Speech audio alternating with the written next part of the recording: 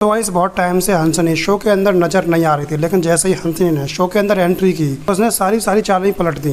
Guys अब तो लग रहा था कि हंसनी अगर आएगी तो मीडिया के सामने कहीं ना कहीं राजीव की बुराई करेगी, राजीव को करियर खत्म करने की कोशिश करेगी। लेकिन यहाँ पे तो हंसनी ने पूरा पासा ही पलट दिया।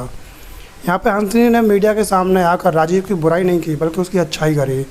हंसनी ने बोला है कि राजीव के साथ उसके रिलेशन काफ़ी अच्छे हैं, राजीव उसे बिल्कुल भी परेशान नहीं करता है, हंसनी अब भी उसकी वाइफ है। और भी कई सारी ऐसी बातें बोली हंसनी ने राजीव के बारे में जिनकी उम्मीद खुद राजीव और कुहू को नहीं थी।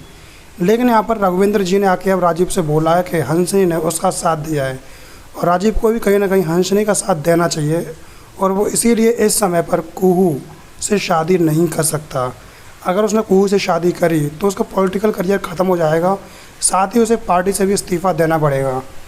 और रघुविंद्र जी की ये बात सुनने के बाद राजीव इसके लिए तैयार हो जाता है। वो बोलता है कि मैं पार्टी से इस्तीफ़ा देने के लिए तैयार हूँ, लेकिन मैं शादी करूँगा तो सिर्फ और सिर्फ कुहू से करूँगा। लेकिन इसके बाद हंसनी एक और चाल चलती है, वो है कुहू।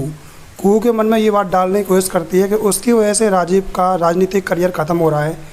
कुहू को अपने इस काम पर शर्म आनी चाहिए, उसे कम से कम राजीव के लिए नहीं बल्कि इस चंदेल भवन के बारे में सोचना चाहिए, और उसे राजीव के साथ में शादी नहीं करनी चाहिए। और हंसनी की ये सब बातें सुनने के बाद कुहू डिसीजन लेती है कि अब वो राजीव के साथ में शादी नहीं करेगी। तो इस कहीं ना कहीं यहाँ पे हंसनी की चाल कामयाब हो चुकी है और अब भी हंसनी राजीव की पत्नी है।